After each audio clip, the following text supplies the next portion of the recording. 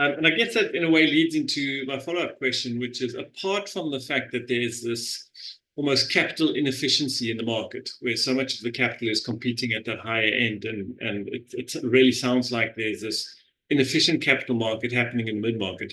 What are the other compelling reasons for the mid-market? Why is it something that your firm has decided to focus on in terms of investment strategy?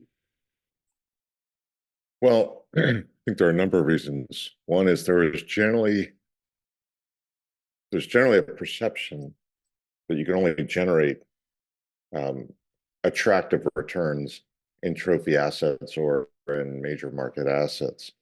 And that's this perception that central business districts and trophy assets outperform in terms of both occupancy as well as rental rate growth and also valuation. But that's just flat out false.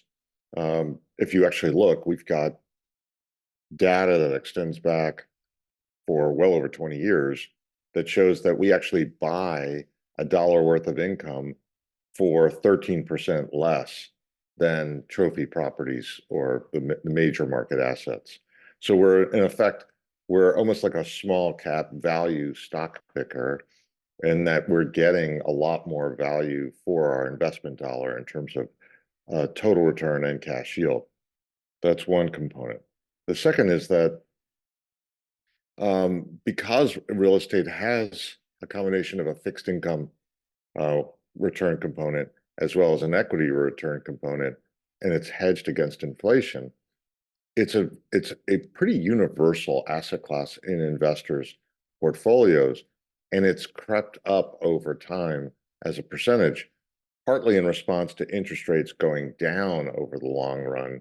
So, for example, over the past 40 years, obviously, interest rates have been pretty much a downward ski slope.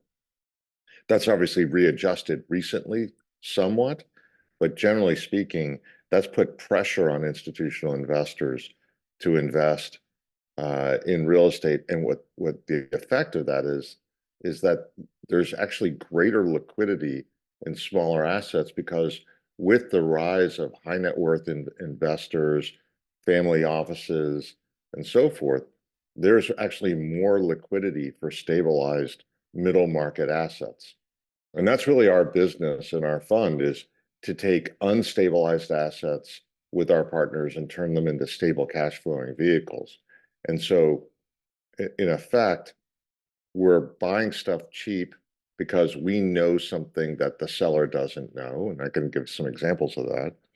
And then we are basically constructing that income stream and cash flow profile, and then either aggregating assets to sell as a larger portfolio, which then attracts the same major market investors, or we're selling stabilized cash flowing assets into the middle market for middle market buyers. Those I'd be very keen to hear some of those examples of the information inequality between the buyers and sellers. I know we've spoken in the past about the nature of the sellers themselves, that often your deals are being picked up from individual families or smaller fractionalized owners who are trying to get rid of an asset that they might not necessarily want to keep or have the skills and knowledge to run over time. So can you maybe give us some of those examples around that information inequality? Sure. One of the examples, I would say one of the themes that we really pursue is, for example, what we call small bay industrial investing. And what these tend to be are older infill industrial assets that have absentee landlords or landlords who have not actively managed the assets. And what that means is that quite often in real estate, you find local owners that really don't like paying leasing commissions or tenant improvements. And so what they'll attempt to do is establish a direct relationship with tenants. And then when a tenant's lease is up, they'll try to just renew the tenant in place. And because they've got so much stickiness in their asset, they wind up creating a fairly large gulf between market rental rates and the rental rates that they're operating at. But they also feel like, well, I'm avoiding paying a brokerage commission. I'm also avoiding putting in tenant improvements and so forth. Our approach has been effectively, one, selecting the right partners. Excuse me. Secondly, we're investing in assets where these assets are not being built again. These are in infill locations. Cost of construction is such that it makes prohibitive to actually buy a building, tear it down, and build these types of facilities. And just think about the tenants in these places would be anything from plumbers, electricians, a regional service center for, let's say, an appliance company. You know, it's a Miele ovens and appliances. They have their parts and their vans to drive around and do service.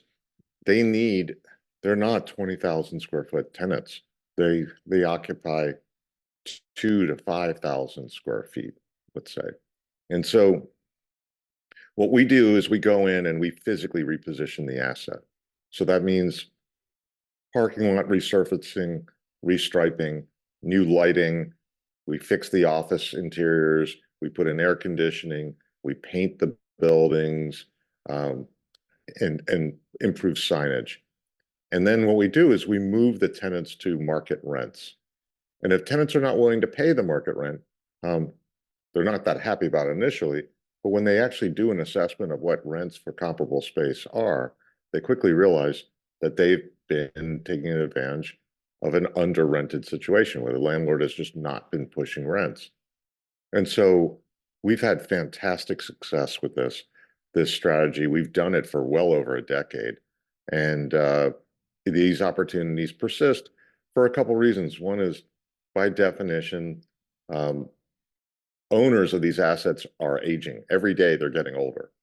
And there are lots of instances where they move away from the location where they were previously, where they had more of a hands-on responsibility. They move to places that have better weather, better tax environment, and the assets kind of, become a bit fallow. And so our approach is basically identifying these types of assets on a national basis.